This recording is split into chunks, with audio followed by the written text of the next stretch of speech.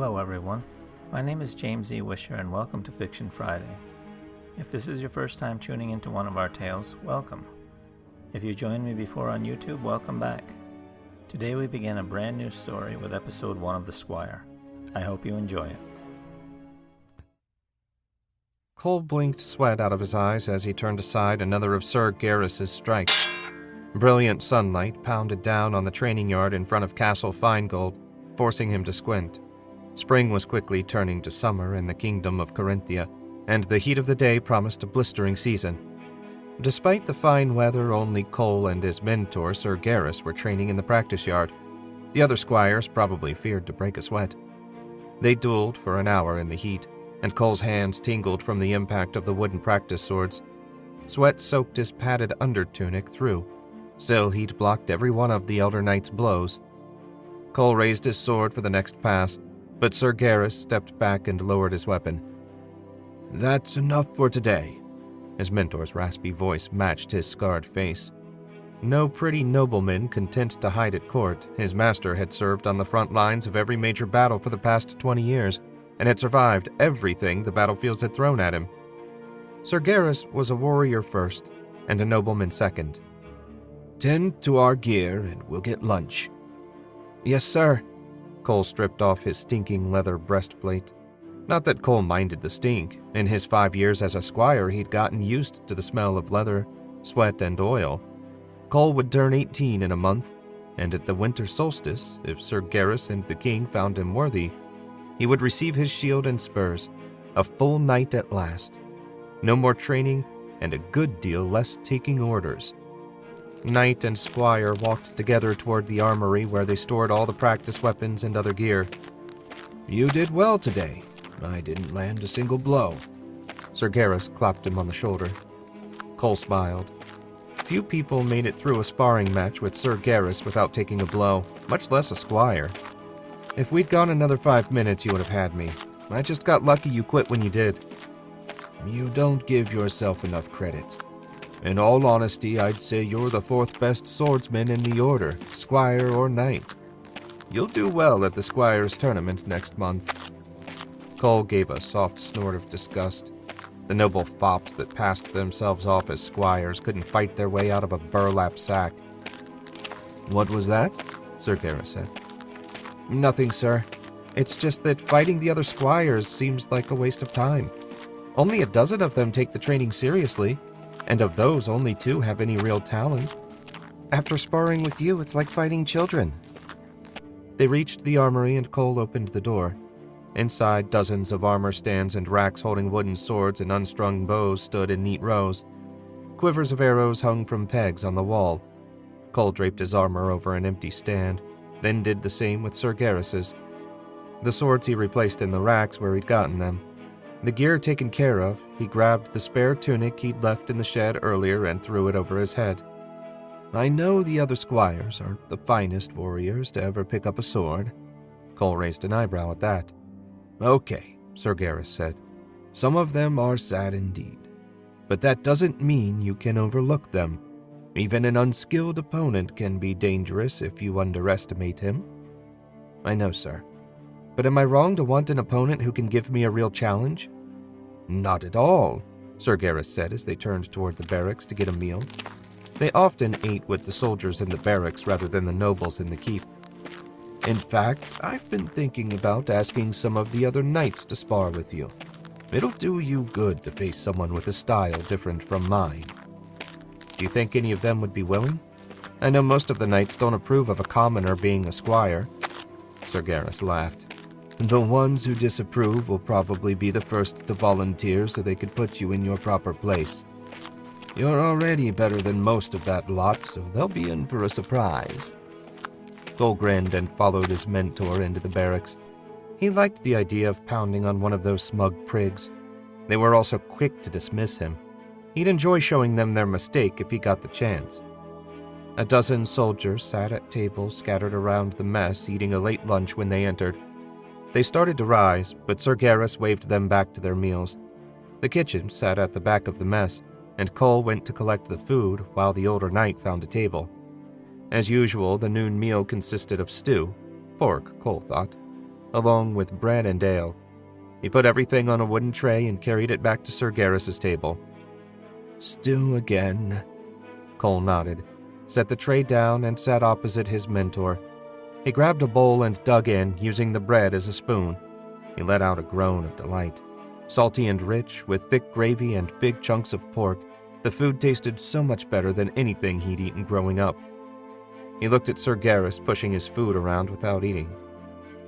"You could always go up to the keep and get something," Cole said. Sir Garrus frowned and ate with more enthusiasm.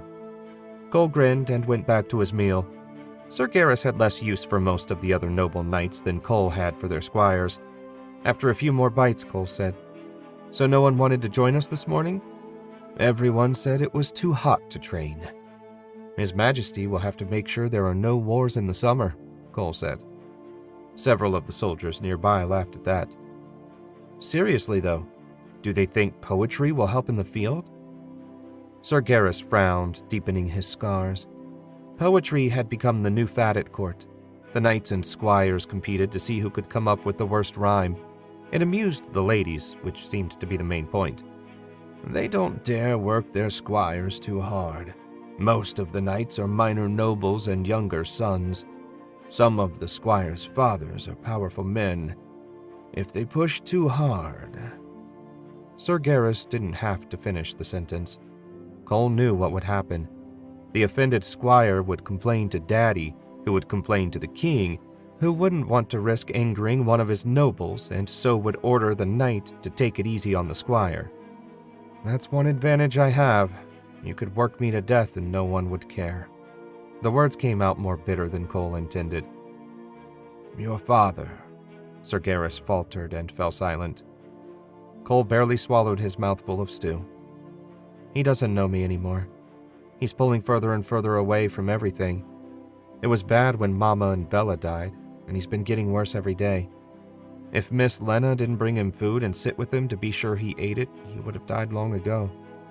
There's nothing I can do to reach him." "I'm sorry, Cole. If there's anything I can do, just name it." "You've already done more than I could have asked, sir." It was the truth, too. When Sir Garrus took Cole as his squire, he gave Cole's father a room at his family keep and hired a nurse to care for him. No other man would have done that for a poor commoner half mad with grief. Sir Garrus claimed he did it so Cole could concentrate on his training, but Cole knew better. Sir Garrus looked after his father because it was the decent thing to do. "So what are we doing this afternoon?" Sir Garrus sighed in relief at the change of subject. "We'll ride the East Road. You need all the riding practice you can get." Cole sniffed, imitating the nobles, and said in a haughty voice, "There was not an excess of horses in the slums of Rel." This brought another round of laughter from the men and a good-natured smile from his mentor. "Finish up and get the horses ready. I'll be along in a few minutes." "Morning, Cole," a familiar voice called as Cole stepped into the stables. He found Jack, one of the two stable boys, brushing a beautiful black mare. Jack was the younger son of Joseph, the stable master. 2 years younger than Cole, Jack and his older brother Joey numbered among Cole's many friends in the castle's servant corps. "It's afternoon, not morning, Jack." Cole offered a friendly grin. "Pretty quiet around here." "Calm before the storm." "This," Jack said with a distasteful gesture at the horse he was combing, "is Princess Rain's latest purchase. If it isn't in perfect condition when her high and mightiness shows up, I'll have to listen to the bitch complain. Then I'll probably get a slap upside the head from the old man. I'd rather be on the manure wagon with Joey." "Is she that bad?" Cole worked on getting Sir Garrus's horse ready. He led the tan gelding outside and tied him to the rail in front of the stable. He'd seen the princess around many times, though he'd only spoken to her once or twice. She was a beautiful girl. "Worse." Jack's disgust came through loud and clear. Cole grinned. You seldom got such a strong opinion from the good-natured stable boy. Not that it surprised him that the princess would be miserable to work for. In his experience, most nobles shared many personality traits with starving bears. Pity you couldn't run a spear through a noble when they became a pain. Cole finished tightening the saddle on Sir Garrus's horse, then went to get his own. His pinto mare lived in the farthest stall on the left. No surprise there, since he ranked lower than any other squire in the king's service. Even the pages outranked him at court. "Hey, girl," Cole said. She came up and nuzzled him. "Want to go for a ride?" Her ears perked up at that. Cole smiled. She stood only 14 hands high, but Cole's pinto was the smartest horse in the stables. Sir Garrus gave her to Cole when he advanced from page to squire. He scratched her neck as he led her out of the stall. He wouldn't trade his little pinto for the finest warhorse in the stable. Cole let her out, tied her to the rail, and went back to get his gear. He reached for his saddle. Son of a bitch! Someone had put a long scratch in the leather, no doubt a little gift from one of his fellow squires. He shook his head. They used to pick fights with him, but after he flattened enough of them, they switched to damaging his gear or pulling nasty pranks. He couldn't do anything about it. The scratch looked like hell, but wouldn't keep him from using the saddle. He hoisted the saddle over his shoulder and carried it out front to finish getting ready. Princess Rain stood by the stable door dressed as slick as you please in a white shirt and black vest. Her tight white pants hugged the curve of her hips and tucked into knee-high black boots polished so bright he had to look away to avoid the glare. She wore her long black hair tied back in a complex braid he guessed had taken her maids an hour and would be ruined 10 minutes after she started her ride.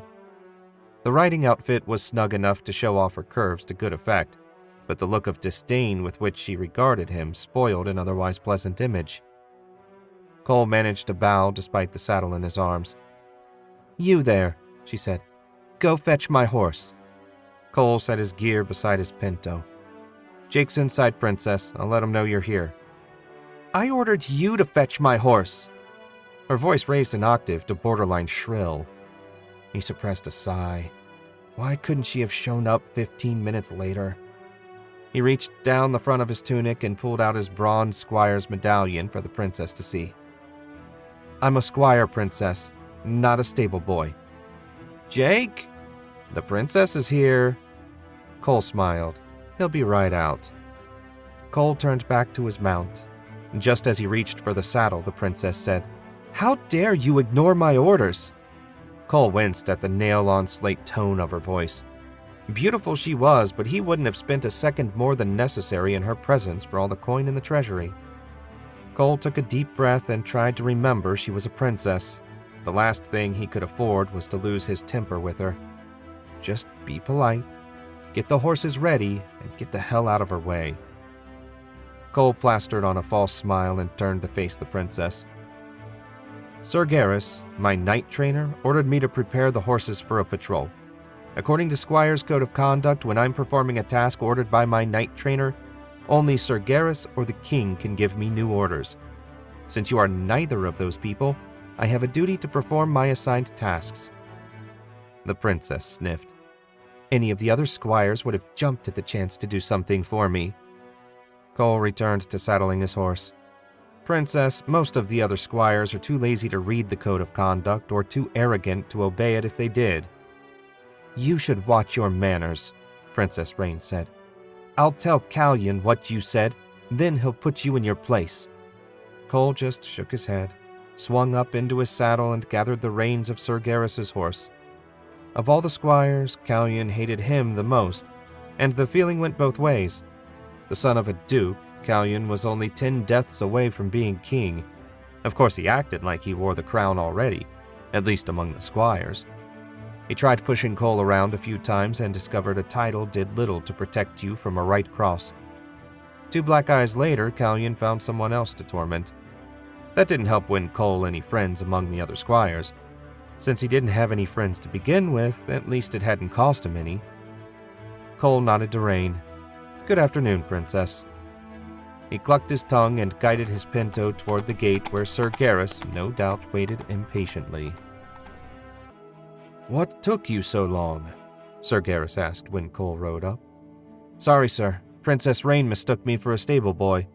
I needed a few minutes to escape with a minimum of manners." "Forget about her and get your gear on. We've got real work to do." Cole noticed his armor and sword resting on the ground beside Sir Garrus who wore a mail coat of his own.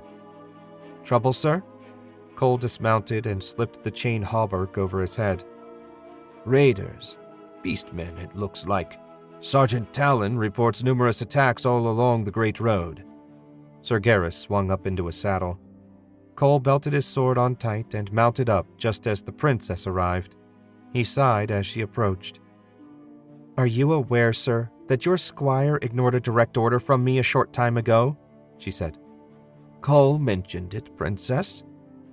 And I'd appreciate it if you didn't bother the squires when they're performing their assigned duties. They can't drop everything when you're around. If they did, we'd never get anything done." Sir Garrus didn't mention the other squires seldom got anything done anyway, but Cole chalked that up to diplomacy. The princess's eyes widened, and her frown deepened. It appeared she'd expected a different reply. Before she could gather herself for a fresh rant, Sir Garrus continued. "If you're going for a ride, stay close to the castle. We have reports of beastman activity, and while I doubt they'd come close to the city, there's no sense taking chances. Good afternoon, Princess." Cole nodded again and followed behind his mentor. He forced himself not to smile as they rode away from the castle. He enjoyed seeing the brat taken down a peg, if only for the moment. His good mood faded as he reminded himself that they rode into lethal combat with the kingdom's fiercest enemies. "Sir, just the two of us against a raiding party of beastmen doesn't seem like the best odds." Sir Garrus looked back. "We're not looking for a fight today. I need to talk to the patrols and see what's happening. Once we know more, we can plan an effective counterattack." "That's a relief, sir. I know I said I wanted a challenge, but that's pushing it." They turned east off King's Way, the road connecting Finegold Castle to the city that shared its name, and on to the Great Road. Wide enough for 4 wagons to ride abreast, the Great Road connected all the Lake Kingdoms in one massive circle. From the Great Road, hundreds of smaller roads branched off to other communities. Each kingdom maintained its section of road, and they all took that responsibility very seriously, as the Great Road was the lifeblood of the Lake Kingdoms. After all, no one would be crazy enough to sail across Armageddon Lake. Cole and Sir Garrus rode in easy silence for the better part of an hour without encountering another soul. That by itself was unheard of now that the spring trading season had begun. "Sir, I've got an awful itchy feeling on the back of my neck. What in the hell is happening out here?" "Nothing good. There must be a patrol further on holding up merchant traffic. That can only mean they spotted raiders. Keep a sharp eye out now." Cole swallowed the sudden lump in his throat and loosened the sword in his scabbard. He was glad for his leather gauntlets. The way his hands sweat, he'd be lucky to grip his sword without them. A short ways further on, they came to a small side road. "Sir," Cole said, "look there." He pointed out a set of fresh horse tracks. They must have been riding hard considering how they'd torn the ground. Sir Garrus eased over beside him.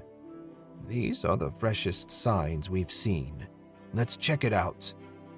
Cole guided his horse down the road beside his mentor. They hadn't gone far when Cole heard the faint sound of steel on steel. "Do you hear that?" "Yes." Sir Garrus ripped his sword out of its sheath. "Let's go." He spurred his horse and raced off, Cole right on his heels. It didn't take 5 minutes for them to reach the logging camp at the end of the road. A dozen men-at-arms battled 7 huge boarmen, 7-foot-tall mountains of muscle, covered in bristly hair with cloven hooves for feet, and blunt 3-fingered hands, and the tusked heads of giant boars. The bunkhouse smoldered, but it looked like a group of loggers armed with water buckets had the fire under control. 5 others armed with double-bitted axes were holding off another pair of the brutes. "Help them," Sir Garrus pointed at the loggers. Then he turned his horse toward the larger group of boarmen battling the soldiers. "Right," Cole muttered under his breath. He turned his horse toward the opposite side of the camp and raised his sword. Cole charged at the nearest monster, who noticed him just in time to get decapitated by his first cut. He rode on past, then wheeled his horse around to make another pass at the second monster. That was the plan, at least, until his mare's hooves hit a slimy patch of mud, and slid out from under her. He jumped clear before she hit the ground. On the downside, that left him laying on his back in the mud with a 500-pound boarman charging at him. Cole got to his feet in time to redirect a spear thrust that no doubt would have pierced him clean through. He moved back, trying to buy time. The boarman wielded a spear with a massive iron head that could have served for an axe blade. The beastman snorted, snot and spittle covering its snout and curved tusks. Cole barely jackknifed out of the way of a horizontal cut. The damn spear gave the monster too great a reach and rendered his sword useless until he closed the distance. He dodged back to avoid another thrust and felt the mud slide under his back foot. Ah, shit. His legs went out from under him and he splashed down into the mud again. The beast towered over him. His mare came charging into the beastman's back, sending him staggering forward straight onto Cole's sword. Cole wrenched the blade sideways, slicing the brute's gut open and spilling blood and entrails all over himself. The boarman fell over sideways, dead. Forcing himself back to his feet, Cole raised his sword, ready for the next opponent. Fortune stood with him, and the rest of the monsters lay dead or dying in the mud. On the opposite side of the camp, Sir Garrus and the surviving soldiers stood in a little circle. Tired and shaking, Cole let out a sigh. Still alive, might be praised. Cole took a deep breath and gagged. He might still be alive, but he didn't smell like it. He bent down and wiped the worst of the gore off his sword with the beastman's filthy tunic. His mare shied away as he approached her. Not that he blamed her. "It's okay, girl. It's me." She calmed enough that he could gather her reins. It was well that he had them to hang on to, as the blow to his back almost sent him into the mud again. "Much obliged, young sir," the logger that struck him, a big burly fellow with a scruffy beard and mud-spattered leather clothes, said. "Don't know how we'd have handled those ugly bastards if you lot hadn't shown up when you did." "My pleasure," Cole said as the rest of the loggers, all dressed in some variation of the first man's garb, gathered around to smite him on the back. If they kept pounding him like this, they'd do him more harm than the beastmen. "Is there a well or brook around here? I need to rinse off badly." "No problem." Two of the loggers hurried off. "Cole, you all right?" Sir Garrus rode up to them. "Bruised and needing a bath, but otherwise fine." "Good man. When I lost sight of you, I got worried." He looked down at the two dead boarmen. "You made a good account of yourself." Cole was starting to speak when 2 buckets of icy water gushed over his head. Blood and gore ran down his armor and pooled at his feet. Through chattering teeth, Cole said, "Many thanks, gentlemen, but a little warning would have been nice." The 2 loggers looked at each other. "Where's the fun in that?" Cole laughed. "If you're finished with your new friends here, we need to get back. The king must hear of this." "Yes, sir." Cole swung up into his saddle. "Gentlemen, it's been a pleasure." "The pleasure was all ours, young sir. Stop again and we'll share a pint." Cole waved and rode away beside Sir Garrus. If their drink was as strong as their pats on the back, he'd be in no rush to return. "What did the sergeant-at-arms have to say?" Cole asked. "They followed Wolfman tracks down the road, then ran into the boars. The Wolfmen got away, but they saved the loggers." Cole nodded. "Did we lose any men?" 2 took serious wounds, but no fatalities. Might be praised." "Sir, what happened here? I thought the different tribes of beastmen hated each other. If wolfmen and boarmen have started raiding together..." He left the sentence unfinished. If they were working together, then all Corinthia faced a serious threat. Thanks for listening to this week's episode of Fiction Friday. If you liked what you heard, you can find more of my fiction on my website, jamesewisher.com. Please consider liking, subscribing, and sharing with anyone else you think might enjoy the show. Until next week, goodbye.